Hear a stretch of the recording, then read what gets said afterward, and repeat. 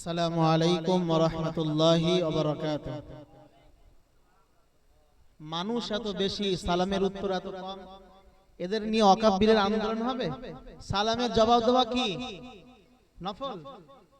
সকলে সালামের জবাব দেন, আসসালামু আলাইকুম ওয়া রাহমাতুল্লাহ। এমন আওয়াজ দিবেন যেন জমিন পর্যন্ত টের পায় এখানে মুসলমান আছে, কোনো বেঈমান না। হ্যাঁ, মুসলমানের আওয়াজ এত প্রখর হবে, এত তীব্র হবে যেন জমিন পর্যন্ত বুঝতে পারে এখানে একজন ইমানদার মুসলমান আছে। নমরুদের সন্তানরা এখানে নেই, এখানে আছে হযরত ওমরের সন্তানরা, ঠিক কি না? আল্লাহ রাব্বুল আলামিন আপনাদের সকলকে একত্রিত করেছেন, উপস্থিত হওয়ার তৌফিক দিয়েছেন। নিয়ামতের শুকর আদায়ার্থে মুসলমান হিসাবে ইমানের আওয়াজকে উঁচু করে এক আওয়াজে উচ্চ কণ্ঠে সকলেই কালিমাতুশ শুকর উচ্চারণ করে বলি আলহামদুলিল্লাহ। আরো মহাব্বতের সাথে বলি আলহামদুলিল্লাহ। লক্ষ কোটি দরুদ ও সালাম বর্ষিত হোক সাইয়্যিদুল মুরসালিন, রাহমাতুল লিল আলামিন, শফিউল মুজনিবিন, খাতামুন নবিয়্যিন, সাইয়্যিদুস সাকালাইন, ইমামুল মুরসালিন, শফিউ আযম, রাসূল আকরাম, রাহমাতে আ'লাম, নবিয়্যুল আরব ওয়াল আজম, হাবিবে কিবরিয়া, আশরাফুল আম্বিয়া, সাইয়্যিদুল আম্বিয়া, শফিউ মাহশর, সাকি কাউসার, আকায়ে নামদার, মদিনা কা তাজদার, আফতাবে নবুওয়ত, ফখরে মওজুদাত, সাইয়্যিদুল মখলুকাত হযরত মুহাম্মদুর রাসূলুল্লাহ সাল্লাল্লাহু আলাইহি ওয়াসাল্লামের উপর। সম্মানিত উপস্থিতি, আমাদের যে প্রোগ্রাম, ওলামায়ে কেরামরা, এলাকার মানুষরা যে এই মেহনত করে আজকের এই প্রোগ্রাম সাজিয়েছেন, আল্লাহ রাব্বুল আলামিন তাদের এই মেহনতের বদৌলতে দুনিয়াতে শান্তি এবং পরকালে চির মুক্তির ব্যবস্থা করে দিক। সকলে বলি আল্লাহুম্মা আমিন। আমাদের যে ওয়াকফ সম্পত্তি আপনারা শুনেছেন, প্রায় ভারতবর্ষের জমিনে 8.7 লক্ষ একর সম্পত্তি, প্রায় কম বেশি 27 লক্ষ একর সম্পত্তি, 27 লক্ষ বিঘা সম্পত্তি ভারতের জমিনে আছে। সর্বোচ্চ বৃহত্তম সম্পত্তি ভারতীয় রেলওয়ের কাছে আছে, এরপরে ভারতীয় আর্মি সেনার কাছে আছে, তারপরেই ওয়াকফ সম্পত্তি মুসলমানদের।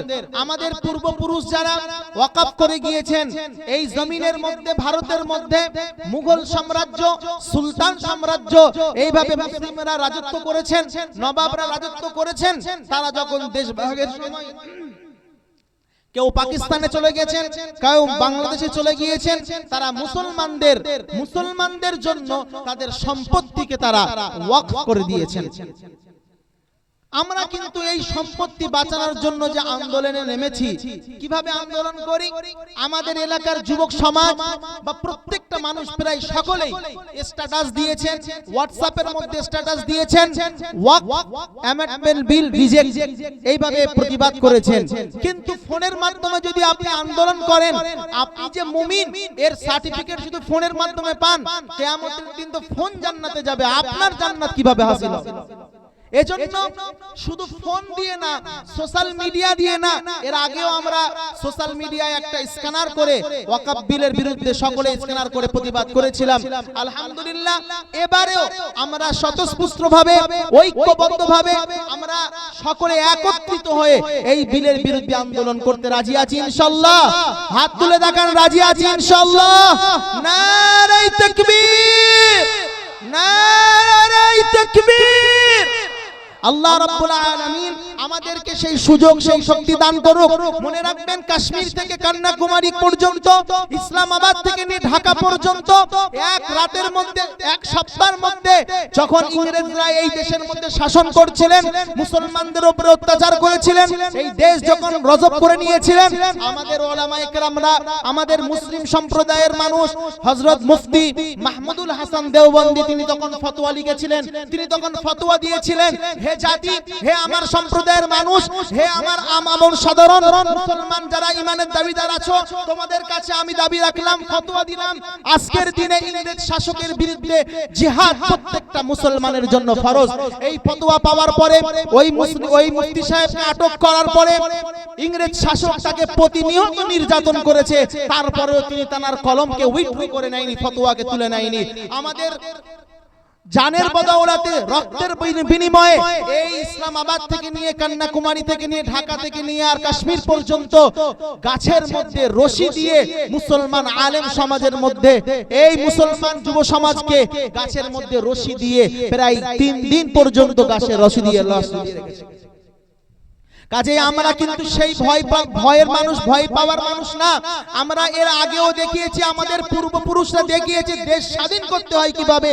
আজকে তুমি সরকার, জালেম সরকার, মুসলমানদের সম্পদের উপরে তুমি হস্তক্ষেপ করতে চাইছো। পরিষ্কার ভাষায়, স্পষ্ট ভাষায় তোমাকে আমরা জানিয়ে দিচ্ছি, আমাদের শরীরের এক ফোঁটা রক্ত থাকা পর্যন্ত এই বিলের বিপক্ষে আমরা সকলেই মিলে আন্দোলন করে বিলকে, সংবিধানকে রক্ষা করব ইনশাআল্লাহ। সকলে রাজি আছেন তো ইনশাআল্লাহ? আবারও বলি প্রিয় ভাই, আজকের দিনে আর ঘুমিয়ে থাকার সময় না, ঘুমিয়ে থাকার মতো সময় নেই। উজ্জীবিত হন, জিহাদের স্বপ্ন অন্তরের মধ্যে লালন করেন, জিহাদের জন্য প্রস্তুতি হন। যখনই আলেম উলামাদের পক্ষ থেকে আপনাদের সামনে জিহাদের জন্য ডাক দেওয়া হবে, স্ত্রী সন্তান ভুলে, বাড়ি ঘর ভুলে, আল্লাহর জন্য, দ্বীনের জন্য, রাসূলের মহব্বতে একত্রিত হয়ে যুদ্ধের জন্য সকলে যাওয়ার জন্য রাজি আছেন ইনশাআল্লাহ? আল্লাহকে মহব্বত করে হাত দেখান, রাজি আছেন ইনশাআল্লাহ? নারে তাকবীর, নারে তাকবীর। ইসলামের প্রতীক, ইসলামের পতাকা উদ্দিনের জন্য, ইসলাম প্রতিষ্ঠার জন্য আমাদের মসজিদ, আমাদের মাদ্রাসা, আমাদের ঈদগাহ, আমাদের খানকা, আমাদের দরগা, ফতেপুর বলে একটা জায়গা আছে ইউপিতে। কিছুদিন আগের খবর, 20 একর সম্পদ, 20 একর একটা কবরস্থান আছে। এই কবরস্থানের মধ্যে যেদিন ওয়াকফ বিল পাস হলো, তার 4-5 দিন পরেই এই সম্পত্তিটা, এই কবরস্থানটা সরকার বলেছে, যখন ভিডিও আসলো, কালেক্টর আসলো, এসে বললে এই 20 একর সম্পত্তির তো কোনো প্রয়োজন নেই। এই এলাকার মধ্যে 5000 মানুষ আছে, 5000 মানুষের জন্য 10 একর জায়গা কিংবা 15 একর জায়গা যথেষ্ট। বাকি 5 একর কিংবা 10 একর জায়গা, এখানে সরকারি অফিস আদালত হবে, টোটো স্ট্যান্ড হবে, বাস স্ট্যান্ড হবে। এজন্য সরকার হস্তক্ষেপ করা শুরু করে দিয়েছে। বিল ভালো করে পাস হলো না, তারপরে হস্তক্ষেপ। আমার মসজিদের কটার সময় নামাজ হবে, আমার ঈদগাহ, আমার খানকা, আমার দরগা কিভাবে চালাবো, কিভাবে পরিচালনা করব, সরকারের হস্তক্ষেপ আমরা বরদাস্ত করতে রাজি নয়। এজন্য কিছুদিন পরে আবার দেখবেন আপনার মসজিদ, আপনার এলাকার মাইয়িত কবরস্থানের মধ্যে, গোরস্থানের মধ্যে সরকার যেটা বলবে, সরকার যদি বলে আপনার মাইয়িতের মাথা দক্ষিণ দিকে দিতে হবে কিংবা পূর্ব দিকে দিতে হবে, আপনাকে মেনে নিতে বাধ্য হবে। সম্মানিত সুধী, আপনারা জানেন ভারতবর্ষের মধ্যে বৃহত্তম মাদ্রাসা, সর্ববড় মাদ্রাসা দারুল উলুম দেওবন্দ, সেই মাদ্রাসায় এই ওয়াকফ বিল পাস হওয়ার পরেই 2 দিন পরে সম্ভবত সেই মাদ্রাসায় পুলিশ চলে গিয়েছে, সমস্ত তাহকিক তারা করেছে। এই জন্য আমার বলি, এই বিল পাস হওয়ার জন্য, এই বিলের বিরুদ্ধে আমরা সকলেই রাজি আছি, সকলেই যাব। এই যে আগামী 26শে এপ্রিল, সম্ভবত 26শে এপ্রিল যে প্রস্তুতি আছে আমাদের, তারই প্রস্তুতি সভা। 26শে এপ্রিল যাওয়ার জন্য কে কে রাজি আছেন একটু হাত তোলেন, হাত তোলেন। আল্লাহ দেখছে, কোনো কাউকে ধোঁকা দিলে হবে না, সকলেই সেই দিন আমরা যাব ইনশাআল্লাহ। নারে তাকবীর। আমি বলবো ইসলামের শত্রুরা, আপনারা বলবেন হুঁশিয়ার, সাবধান।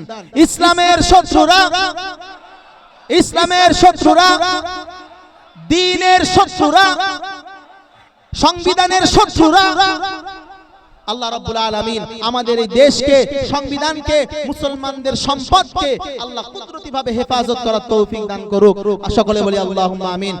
আমাদের সময় বেঁধে দিয়েছেন, আমরা হুজুরদের কাছ থেকে আরো দামি দামি কথা শুনবো। সকলে বসবেন এবং আরো বাকি কথাগুলো শুনে সেইভাবে, আর আমাদের নিয়ম বলে দেওয়া হবে, যেদিন ব্রিগেডে যাওয়া হবে আপনারা কোনো ফ্ল্যাগ ব্যবহার করবেন না, শুধুমাত্র জাতীয় ফ্ল্যাগ, আমাদের দেশের পতাকা ব্যবহার করবেন।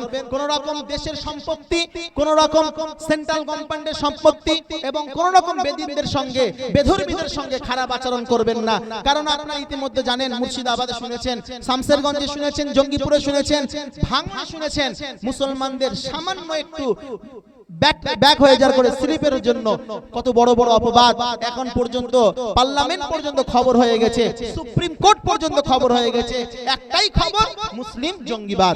অথচ জানে না মুর্শিদাবাদের মধ্যে আপনারা খবর নেবেন শুনবেন, সোশ্যাল মিডিয়া দেখায় না, তাদের মধ্যে ওখানেও বহিরাগত যারা বিহার থেকে আসাম থেকে ইউপি থেকে হয়তো এসে তারা বিএসএফ এর ড্রেস পরে, জুতো পায়ে নেই এই রকম ড্রেস পরে মুসলমানদের একজন ব্যক্তি তার প্রায় দোকান থেকে 2.5 লক্ষ টাকা উধাও হয়ে গেছে, মুসলমানদের বাড়িঘর ভাঙচুর হয়েছে, মুসলমানদের দোকান থেকে মাল সম্পদ জ্বালিয়ে দেওয়া হয়েছে, সেগুলো মিডিয়া দেখায় না। অতএব আপনারা সচেতন থাকবেন, সেন্ট্রালের কোনো সম্পদকে নষ্ট করবেন না, কোন রকম আবেগ দিয়ে উগ্র হয়ে যাবেন না, বিবেককে কাজে লাগিয়ে যাবেন, আমাদের দেশের পতাকা রাখবেন, ওলামাদের গাইডলাইন মেনে তারপরে যাবেন। আসসালামু আলাইকুম রহমতুল্লাহ।